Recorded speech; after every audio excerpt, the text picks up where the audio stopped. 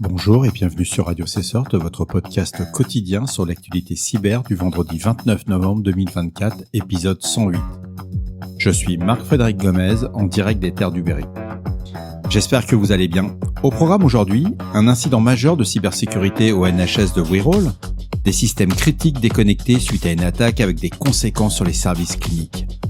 Intrusion réseau détectée chez T-Mobile, tentative de cartographie réseau bloqué suspectée d'être liée à un groupe APT, analyse des cybermenaces dans le secteur de l'eau, focus sur les vulnérabilités critiques des infrastructures hydriques par la NSSI, appel du projet Tor pour contrer la censure, un besoin urgent de 200 nouveaux web tunnels supplémentaires pour renforcer la résilience contre la censure gouvernementale.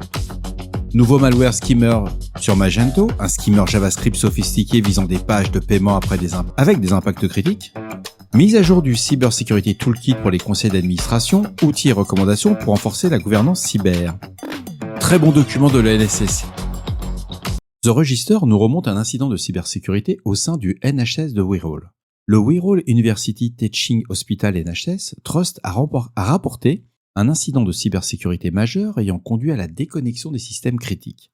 Bien que les détails exacts ne soient pas divulgués, des mesures d'isolation suggèrent une attaque par ransomware. Les méthodes possibles serait une attaque qui s'appuie sur des vulnérabilités connues comme la CVE 2023-27350, exploitée via des accès distants non sécurisés, du RDP. Les ransomware comme Logbit ou Conti utilisent des loaders comme Cobalt Strike ou Metasploit Framework pour pénétrer ces fameux réseaux. Et les impacts qui ont été observés, c'est qu'ils sont revenus au papier et au crayon. Toutes les opérations cliniques ont été basculées vers des méthodes manuelles. Et ça affecte la continuité des soins. The Hacker News nous remonte aussi une intrusion réseau qui a été détectée chez T-Mobile. Donc T-Mobile a détecté des activités malveillantes en provenance d'un réseau fournisseur avec des tentatives de cartographie de son infrastructure interne. Les techniques utilisées ont été des exécutions de commandes telles que show IP, route ou ping pour découvrir la topologie des routeurs. Des outils automatisés comme Nmap sont souvent employés pour ce type de reconnaissance, mais ça n'a pas été prouvé. Les acteurs impliqués, d'après T-Mobile, serait lié au groupe Salt Typhoon ou ENC 2286, groupe APT associé à la Chine. Les exemples de vulnérabilités exploitées seraient sur la CVE 2023-34362 dans Move IT Transfer qui a été utilisé pour accéder aux données réseau dans des cas similaires.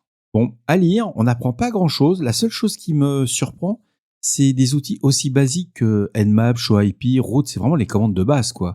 On se pose la question sur la sophistication de l'attaque. Ça a l'air d'être tellement simple.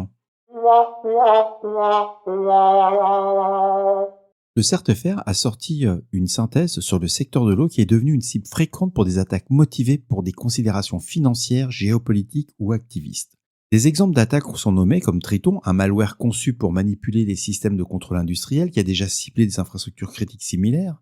Il faut savoir que ce document est disponible, il est en français, il est gratuit, il est d'une très grande qualité, il fait qu'une vingtaine de pages et l'on apprend qu'en 2024, le secteur de l'eau a été la cible, notamment dans le contexte des Jeux Olympiques de Paris, parce que les menaces incluaient des cyberattaques lucratives, majoritairement via des ransomware. On a du Logbit, du Babuk, qui exploitaient des vulnérabilités ou avec des credentials volés. Entre 2021 et 2024, 28 compromissions ont été signalées, dont 8 ayant conduit au déploiement de ransomware. La deuxième partie, c'est sur l'activisme et le sabotage. Des groupes pro-russes ou pro-palestiniens ont exploité des systèmes non sécurisés pour médiatiser leur action ou perturber les opérations, souvent via des attaques DDoS ou la prise de contrôle d'interface homme-machine à distance. Il y a aussi le prépositionnement et l'espionnage. Des acteurs étatiques, comme Soundworm et Volt Typhoon, ont mené des opérations visant à s'introduire dans des systèmes pour des actions futures, ciblant particulièrement les infrastructures critiques dans des contextes géopolitiques, en ce qu'on appelle du prépositionnement. Et enfin, les vulnérabilités structurelles, l'exposition d'équipements industriels sur Internet, le recours massif à la télégestion des systèmes obsolètes augmentant la surface d'attaque. Les premiers cas qu'on a vus, c'était chez nos confrères allemands.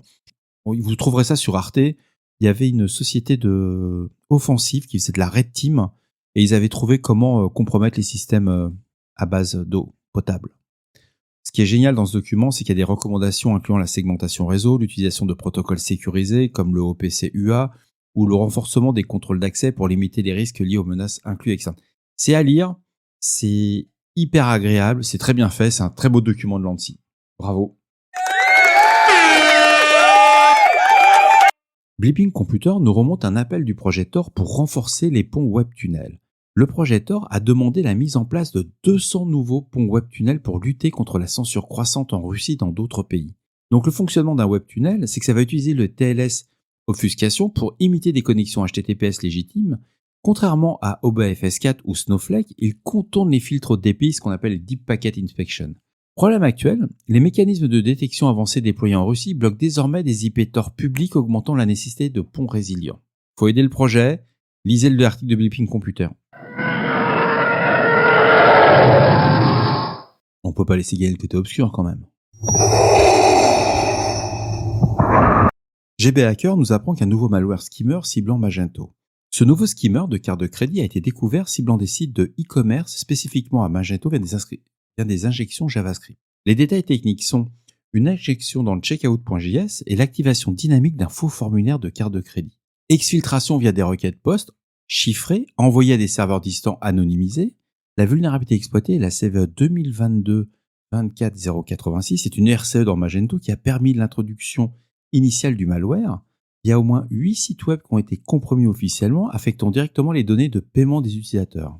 Donc si vous utilisez du Magento, il y a un patch qui existe, il faut patcher.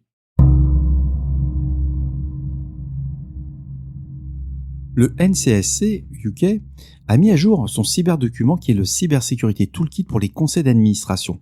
C'est en anglais, mais ça a un avantage, c'est activable immédiatement. C'est gratuit.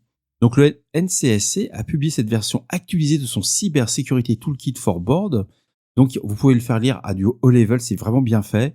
Il y a une introduction à des cadres de référence comme le NIST CSF ou l'ISO IEC 27001, des modèles de gouvernance et des questions ciblées pour évaluer la préparation aux cyberattaques. C'est vraiment une sensibilisation pour les dirigeants qui est non technique. C'est en anglais, c'est peut-être le seul reproche qu'on peut faire, mais très très intéressant si vous travaillez dans le domaine de la sensibilisation.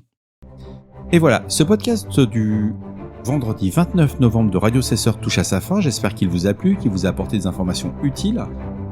N'oubliez pas, si vous avez des questions, des suggestions de sujets que vous souhaitez voir abordés dans nos prochaines émissions, laissez-moi un message sur le répondeur de Radio Cesseur au 07 68 72 20 09. On est là pour vous. Prenez soin de vous et à demain pour un nouvel épisode. Au revoir.